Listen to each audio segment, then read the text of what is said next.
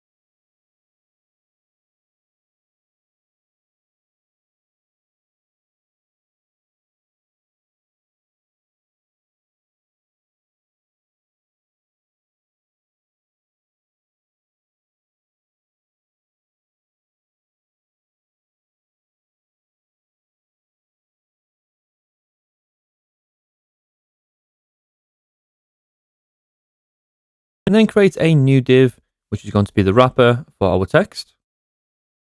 I'm going to add a bootstrap class, which is going to be some margin bottom with MB and a value of 3. The content is also going to be a link to. So we can add this in the A tags.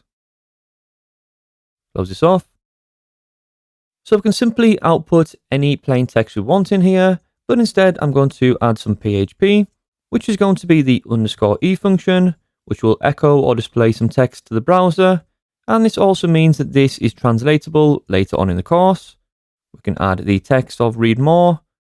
And then just as we did above with the title, we can also add the permalink to link to the URL for this current blog post. So the href is going to be equal to the permalink. Save this and we can test this out in the browser. Go back to our blog. Click on any of these. So the read more text. And this will now also link to our full blog post. Again with the URL set as the title. We don't have a template set just yet for this single blog post page, so it's going to default back to our index.php, and this is why we just see the shortened version of our blog post just here, but this is something which we'll fix in a little while.